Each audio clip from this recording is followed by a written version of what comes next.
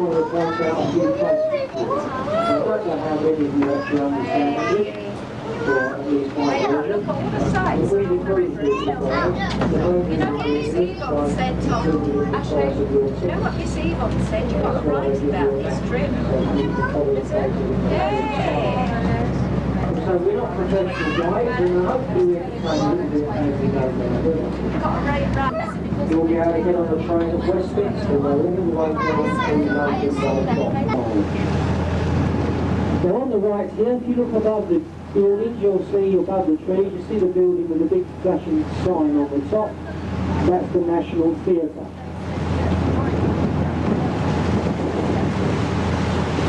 Then along to the right, the tall white building with tinted windows.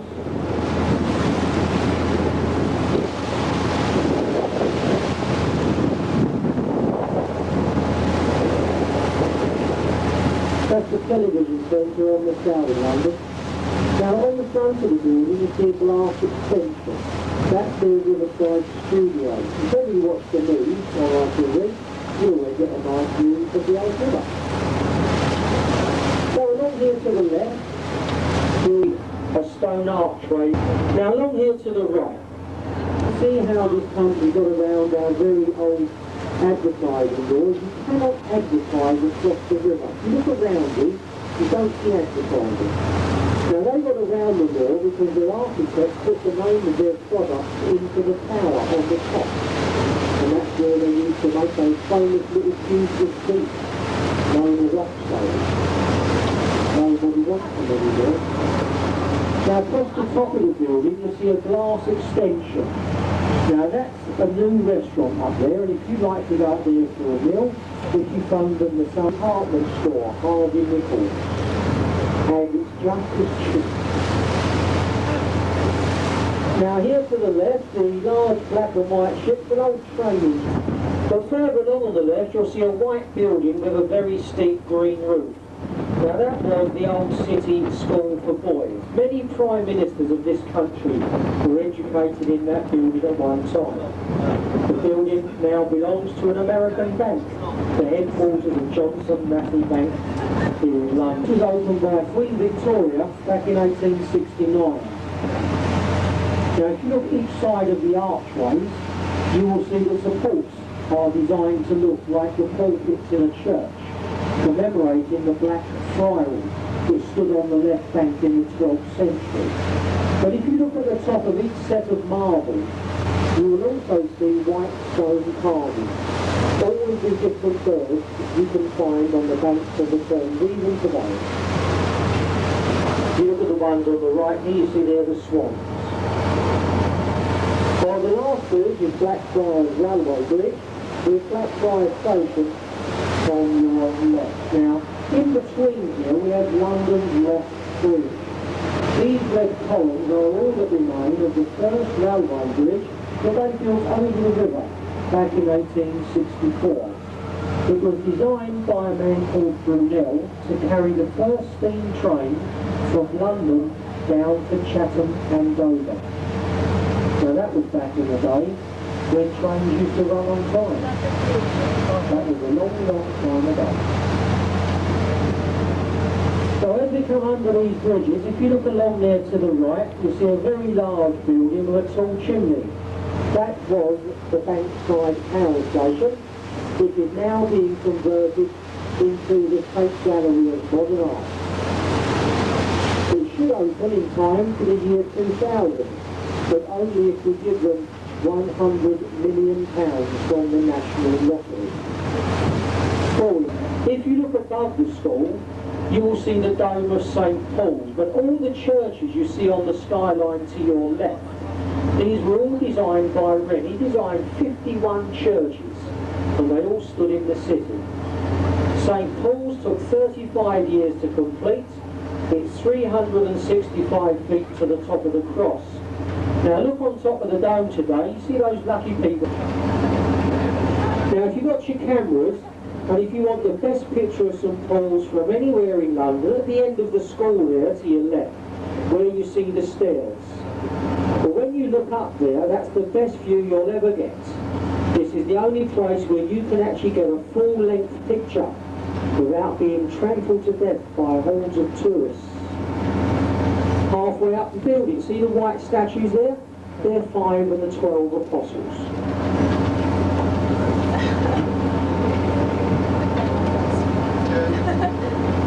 Now along here to the right, town of Bankside, close to where the original stood 400 years ago. It is the only timber frame, thatched roof, open-air theatre to be built in London for 400 years. You can see there, it's actually open already. The exhibition centre is open. The theatre, you go on guided tours, and it's exactly the same as the original. No modern building techniques were used, all built by hand as they say. The Shakespeare Centre. Well, in front of us, you will see Southwark Bridge. So Richard Hallways, but they're probably lost and don't realise it. To the left of the bridge, that very elegant building, well, that is called the Vintner's House. It was opened by Prince Charles 3 years ago. If you read here.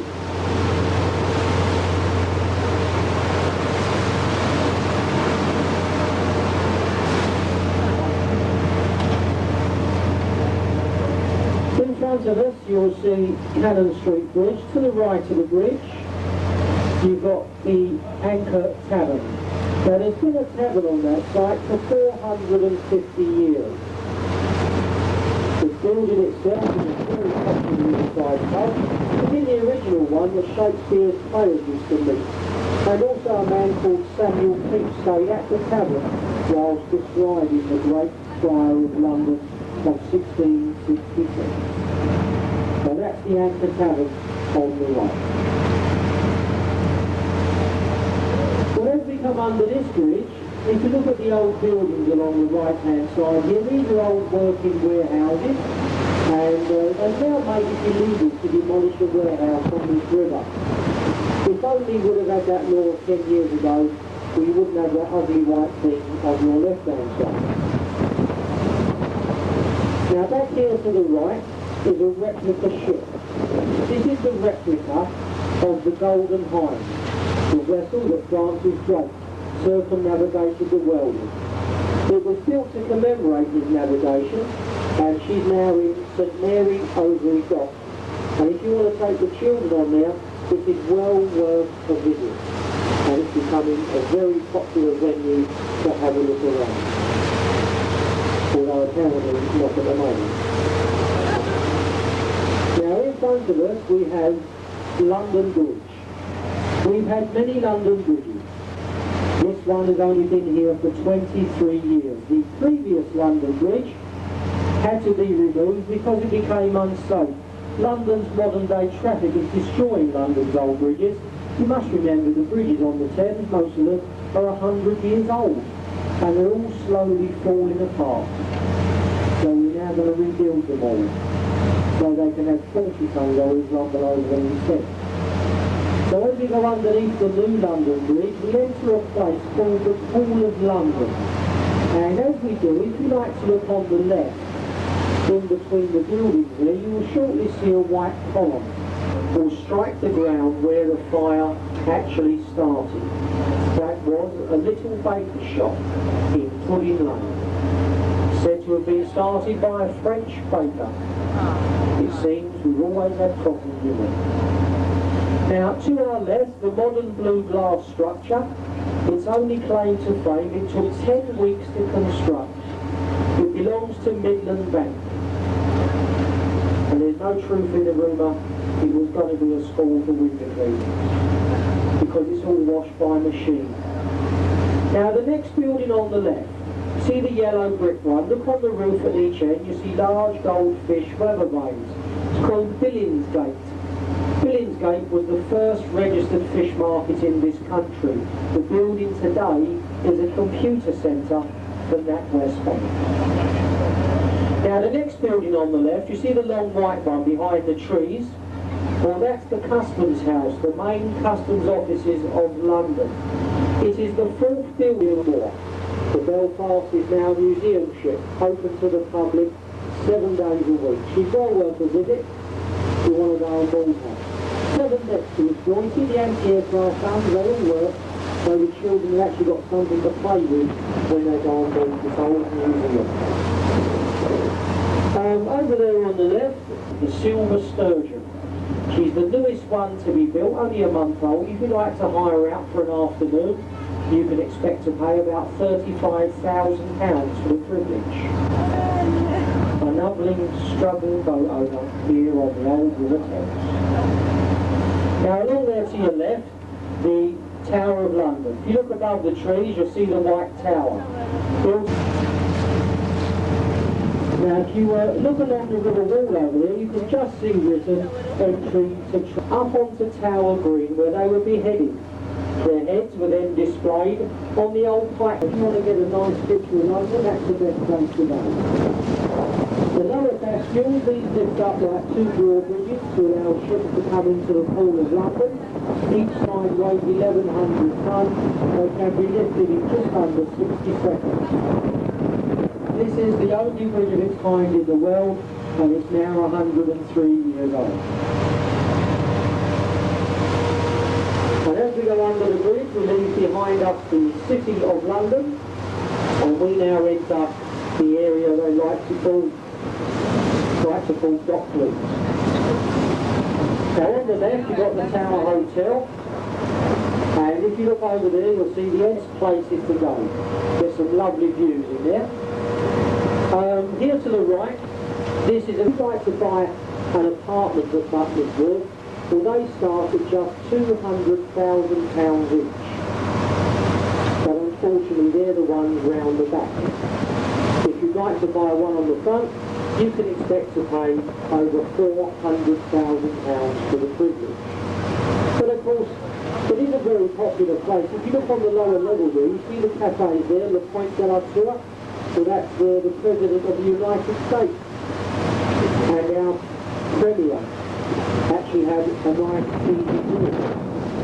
Completely free of charge. The lovely old buildings still retain their character.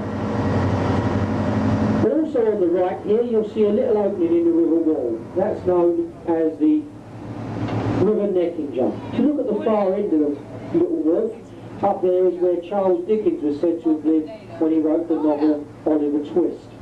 Now, when they made the film Oliver, that's where they done their location work. See where it bends around the corner, halfway up? That's Jacob's Island. In the book and the film, the legendary home of Fagin and his child thieves. Very dangerous part of London when Dickens was alive. But as you can see today, they've actually moved Jacob's Island. It's on the riverfront now. So I suppose you could say the only Fagins over there are called the estate agents nowadays. Well, it gives you a good example on the right here. When they say they're going to build alongside the Thames, that's exactly what they do. If you look 50 yards inland there, you can see we've still got the same old dock areas that we had 50 years ago. So the best thing to do is if you buy an apartment over there, don't go out overnight. Well anyway folks, if you look around you at the moment, you see we're now going to start travelling down through what was London's old docks. The docks in London unfortunately don't work anymore. They've all been closed down and built over like the one on the left, the old London. And I'll pick it up a little further down the river. Now, as the skipper said earlier, we do have...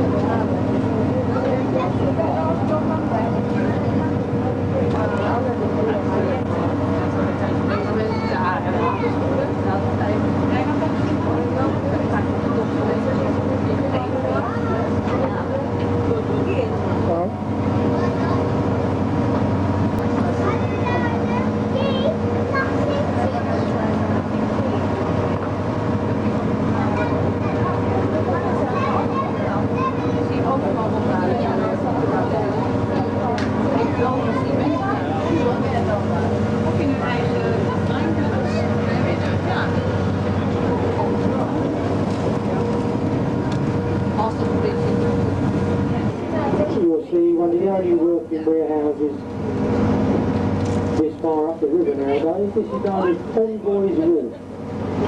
To the right here is where the ships come from the Baltic ports and from Canada.